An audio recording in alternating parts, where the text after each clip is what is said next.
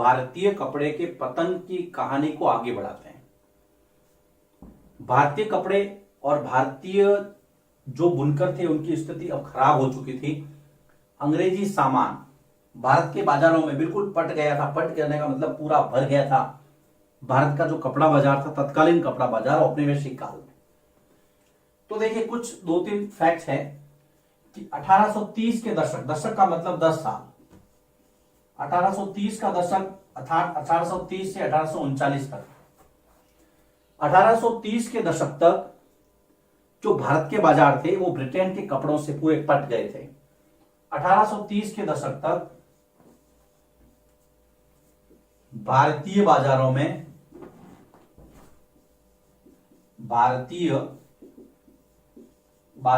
Britain का कपड़ा, याद रखना इसको आप, ब्रिटेन का कपड़ा पूरी तरह घर कर चुका था।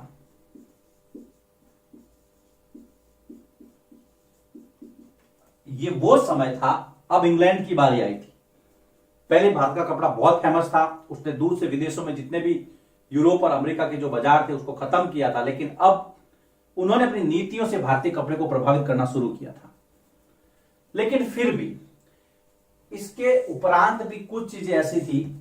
भारत का जो हथकरघा उद्योग था, जो हाथ से बनाने के जो कला थी लोगों की, वो पूरी तरह खत्म नहीं हुई थी और नहीं उसको कोई कर पाया था। हथकरघा बुनाई पूरी तरह खत्म नहीं हुई थी। जो हाथ से कपड़ा बनाते थे उसमें कुछ अभी तक जान बाकी थी। हथकरघा बुनाई पूरी तरह खत्म नहीं हुई थी। अब कुछ आशान्वित जो बातें थी वो भारत के पक्ष में क्या थी? पहले तो कुछ जो किस्में थी कपड़ों की वो मशीन पे बनती नहीं थी, वो हाथ से ही बनती थी। तो खूबसूरत तथा जटिल किनारी वाली जो साड़ियां हैं, खूबसूरत तथा जटिल, जटिल का मतलब जिसकी बुनाई थोड़ी कॉम्प्लेक्स थी, टेढ़ी थी तथा जटिल बुनाई, किनारी वाली साड़ियां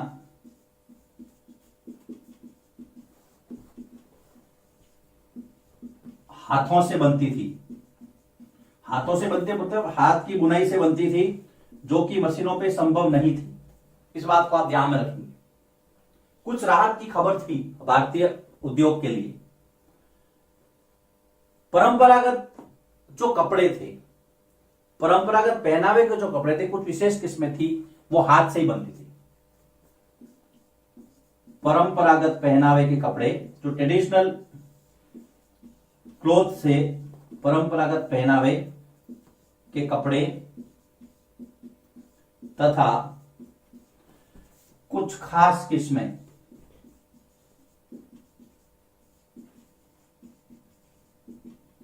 मशीनों पर नहीं बनती थी, मशीनों पर तैयार नहीं होती थी। इस बात को भी आप ध्यान में रखेंगे। अब यहां पर भारतीय बुनाई के नए केंद्र विकसित हो रहे थे, जैसे कि महाराष्ट्र के अंदर शोलापुर, बुनाई के नए केंद्र।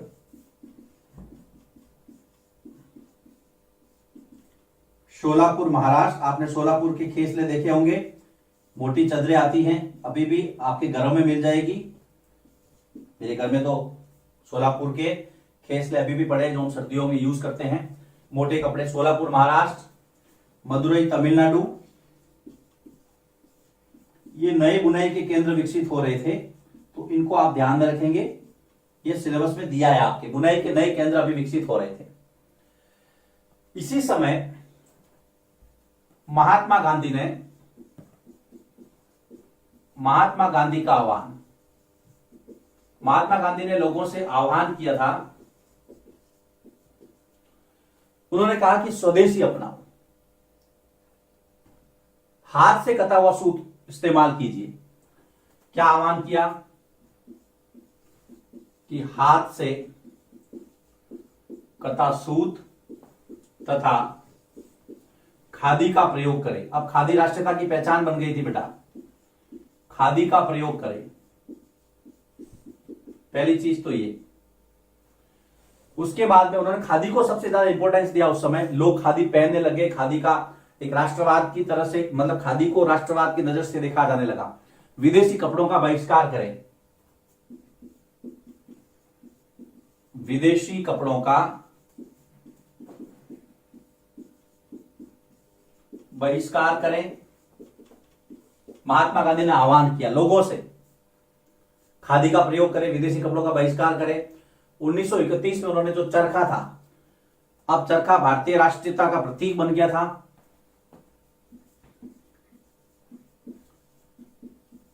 चरखे को राष्ट्रीयता से जोड़े। हर घर में चरखा चाहते थे गांधी जी की, हर घर में चरखा हो, लोग अपने हाथ से जो है कपड़ा खुद का बना करके खुद पहने। 1931 में जो चरखा है वो भारतीय राष्ट्रीय कांग्रेस की तिरंगे वाली पट्टी के अंदर उसको जगह मिली। 1931 में चरखे को भारतीय राष्ट्रीय कांग्रेस, भारतीय राष्ट्रीय कांग्रेस के झंडे के मध्य जगह मिली। आप चित्र में देख सकते हैं।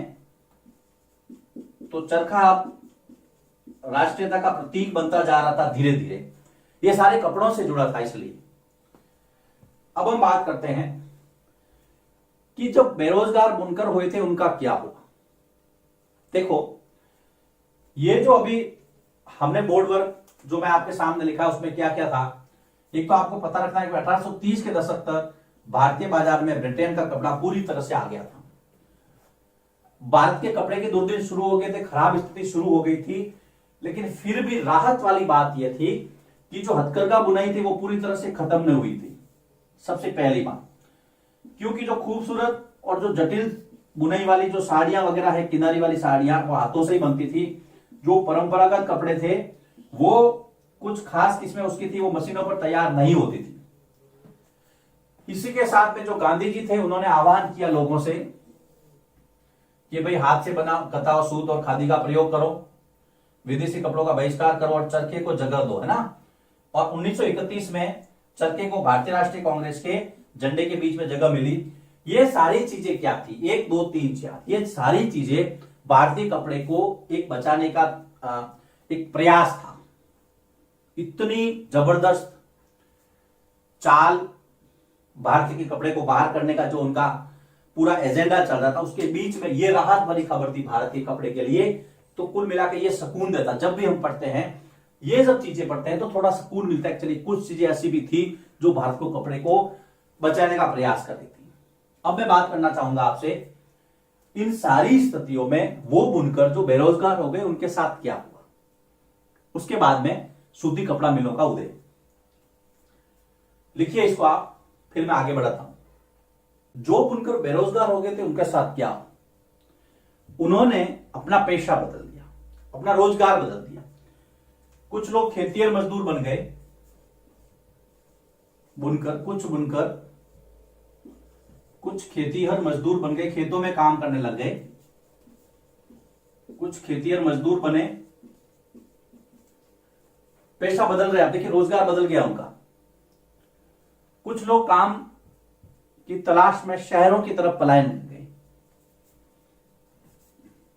कुछ अन्य कामों की तलाश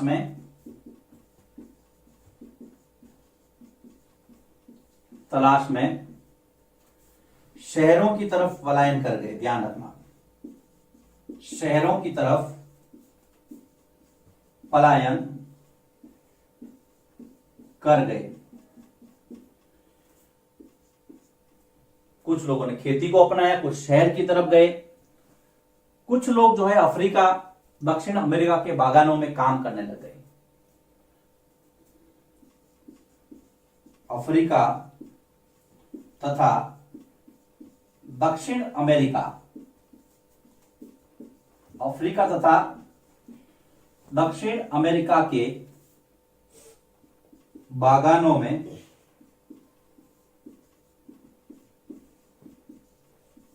काम करने चले गए। हम पढ़ रहे हैं बुनकरों के साथ क्या हुआ, बुनकरों का जो व्यवसाय कैसे बदला। कुछ लोग मुंबई, कानपुर, सोलापुर, नागपुर, अहमदाबाद जैसे कपड़ा कारखानों में नौकरी करने लगे। यहां पर लिखूंगा मैं मुंबई, कानपुर, शोलापुर, अहमदाबाद,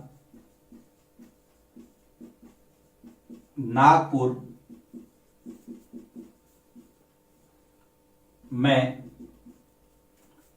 कपड़ा कारखानों में नौकरी करने लगे। कपड़ा कारखानों में नौकरी करने लगे।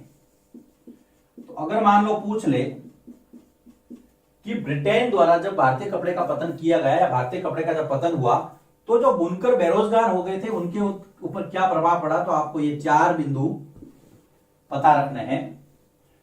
कुछ खेतिहर मजदूर बने, कुछ लोग अन्य कामों की तलाश में शहर की तरफ गए, नगरों की तरफ पलायन हो गया, कुछ अफ्रीका और दक्षिण अमेरिका के बागानों में काम करने गए।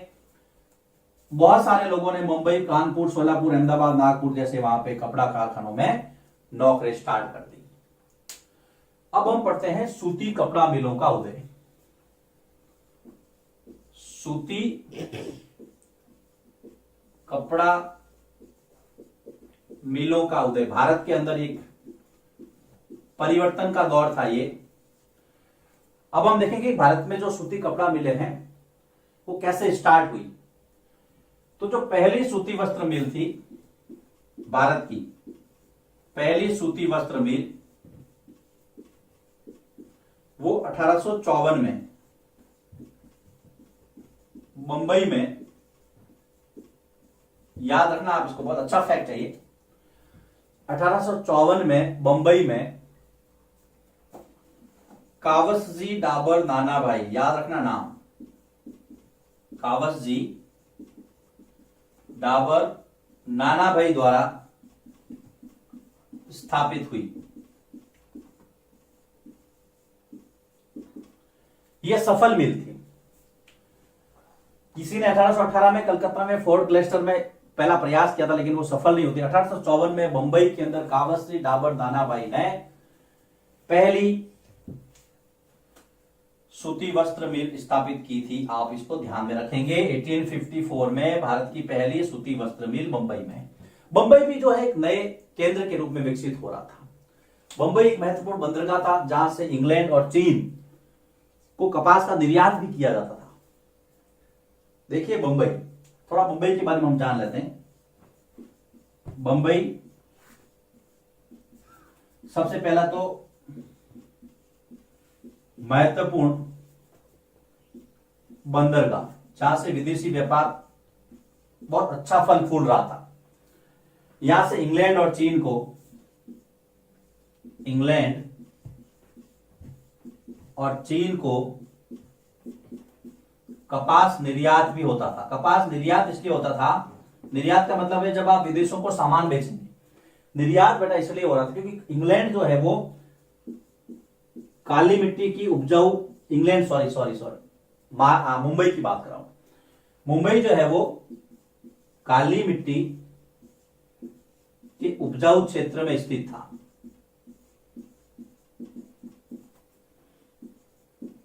और आपको पता है काली मिट्टी जहां होगी वहां पे कपास ज्यादा पैदा होगा।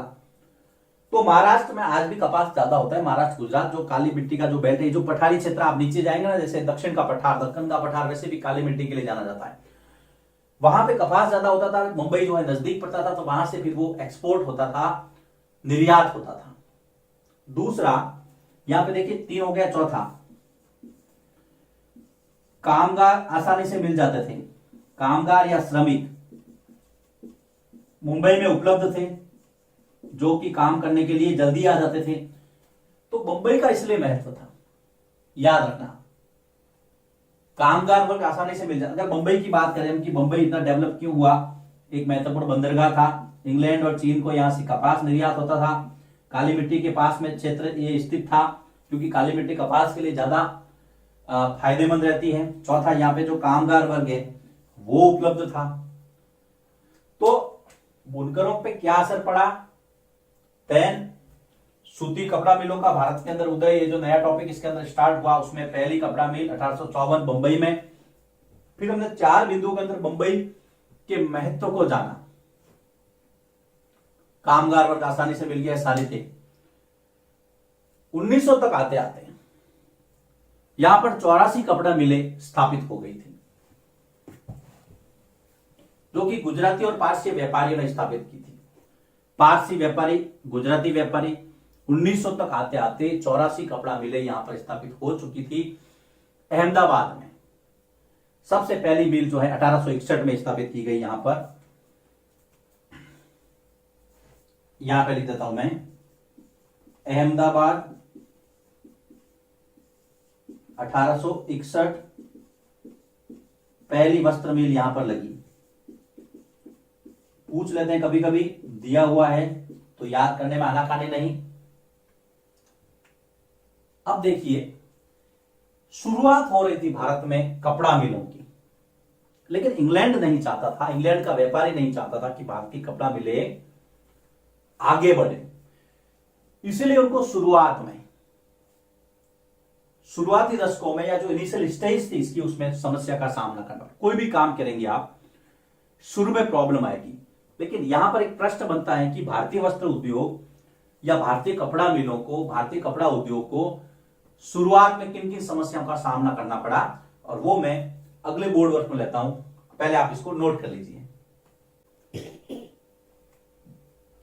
शुरुआती दशकों में या प्रारंभिक समय में भारतीय कपड़ा उद्योग या भारतीय जो कपड़ा मिले थे वो किन किन समस्याओं से जूझ रही थी, उसको हम 3 बिंदुओं में समेटेंगे। सबसे पहले तो ये कि उनको ब्रिटेन से आए हुए सस्ते कपड़े से मुकाबला करना था। तो पहला, ब्रिटेन से या इंग्लैंड से आए सस्ते कपड़े से उसका मुकाबला था। तो सस्ते कपड़े से उनको मुकाबला करना था, पहली चीज तो ये। दूसरा, ये आप पढ़ चुके हैं कि किस प्रकार से उन्होंने सस्ता किया। दूसरा, देखिए कोई भी देश होता था ना, अपने यहां पे जो इंडस्ट्री डेवलप हो रही थी उसको आप प्रोटेक्शन कर देता था, उसको संरक्षण देता था। जैसा कि हमने कैलिको एक्ट में देखा था 1720 में इंग्लैंड की सरकार ने अपने व्यापारियों के लिए किया था। लेकिन हिंदुस्तान में ऐसी कोई रियायत औपनिवेशिक सरकार ने भारतीय व्यापारी को नहीं दी। तो ब्रिटिश सरकार द्वारा किसी प्रकार का संरक्षण नहीं मिलना। ब्रिटिश सरकार, जो कि उस समय भारत की औपनिवेशिक सरकार थी, ब्रिटिश सरकार द्वारा किसी तरह का संरक्षण नहीं मिलना, संरक्षण नहीं मिलना। उसके बाद में जो तीसरा बिंदु हम लिख सकते हैं वो ये था कि उत्पादित माल पर औपनिवेशिक सरकार ने बहुत ज्यादा टैक्स लगा दिया था, जिससे भारत का जो कपड़ा है वो महंगा बिकता था। उत्पादित माल पर, जो भी भारत के यहां पर कारखानों में माल उत्पादित हो रहा था, उत्पादित माल पर औपनिवेशिक सरकार, जो कि उस समय इंग्लैंड की सरकार थी, भारत के सारे मामलों को देखती थी, औपनिवेशिक सरकार द्वारा अधिक कर लगाने के कारण, अधिक कर लगाने के कारण कपड़ा महंगा बिकता था। तो लोग उसको लेने में थोड़े से हिचकते थे कि ये महंगा सामान क्यों ले हम। तो ये प्रॉब्लम थी। प्रश्न आता है सीधा सीधा कि शुरुआती दशकों में या शुरुआती जो प्रारंभिक वर्ष थे उसमें भारतीय कपड़ा उद्योग को किन किन समस्याओं का सामना करना पड़ा। ये वाला जो प्रश्न है वो आपको लिखना है कि ब्रिटेन से आए सस्ते कपड़े से उसका मुकाबला था। दूसरा, ब्रिटेन की जो सरकार है उसने किसी प्रकार की कोई रियायत भारतीय कपड़ा उद्योग को उस समय नहीं दी, उल्टा ज्यादा टैक्स दिया, अधिक कर, जिसके कारण में यहां का कपड़ा महंगा बिकता था। समस्याएं बहुत थी। अब आप सोच रहे होंगे तो फिर सर विकास कैसे हुआ, इसका डेवलपमेंट कैसे हुआ? इसको जीवनदान मिला प्रथम विश्व युद्ध में। आपको पता है प्रथम विश्व युद्ध कब हुआ था? प्रथम विश्व युद्ध, प्रथम द फर्स्ट वर्ल्ड वॉर कहते हैं आप जिसको, प्रथम विश्व युद्ध 1914 से 1918, याद रखना 1914 से 1918 प्रथम विश्व युद्ध के दौरान जब इंग्लैंड में जो सामान उत्पादित हो रहा था वो सारा का सारा युद्ध की आवश्यकताओं को पूर्ति करने में ही चला जाता था, तो जो आम लोगों की आवश्यकता है वो पूरी नहीं हो पा रही थी। उस समय इंग्लैंड और वहां के लोगों ने भारत की तरफ देखा कि हाँ, यहां का कपड़ा भी हम इस्तेमाल कर सकते हैं। उस समय प्रथम विश्व युद्ध के समय भारतीय कपड़ा मिलों को नया जीवन मिला। लिख सकते हैं प्रथम विश्व युद्ध, इस दौरान प्रथम विश्व युद्ध के समय इस दौरान भारतीय कपड़ा मिलों को नया जीवन मिला। नया जीवन मिलने से मतलब है उनका जो उत्पादन था वो लोगों के हाथों में अब जाने लगा, क्योंकि इंग्लैंड की आवश्यकता इंग्लैंड में पूरी हो रही थी, युद्ध की आवश्यकता ही नहीं पूरी हो पा रही थी, तो आम आदमी को क्या वो कपड़ा अवेलेबल करवाएंगे। ब्रिटेन में जो उत्पादित सामान था वो कम पड़ने लगा। इंग्लैंड में उत्पादित सामान कम पड़ने लगा।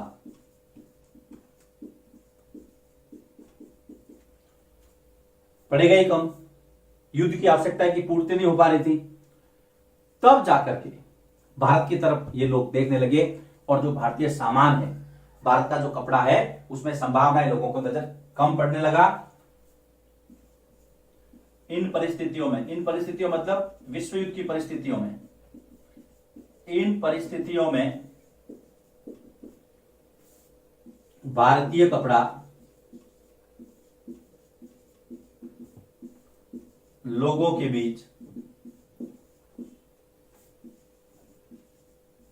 पहुंच बनाने लगा, लोगों के बीच पहुंचा, लोग उसको इस्तेमाल करने लगे और भारत में जो कपड़ा मिले थी उसको एक नया जीवन मिला।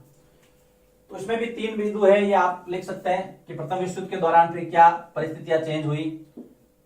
इंग्लैंड में सामान कम पड़ने लगा तो लोग जो है वो भारतीय कपड़ा खरीदने लगे।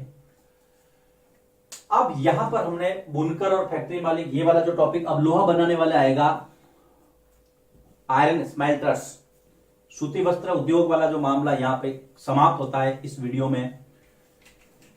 नोट्स जरूर बनाएं, बहुत अच्छा लगेगा आपको। अब अगर आपने यहां तक ये चैप्टर पढ़ा है, इसके सारे नोट्स लिख दिए पूरे वीडियो देख करके, इसे चौथा वीडियो है,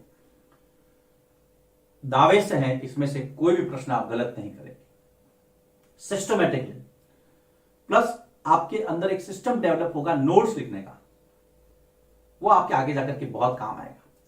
मुझे व्हाट्सएप और टेलीग्राम पे जरूर मैसेज करें कि आपको ये कंटेंट कैसा लग रहा है। लिखिए इसको। अगले वीडियो में हम बात करेंगे लोहा और इस्पात उद्योग के बारे में।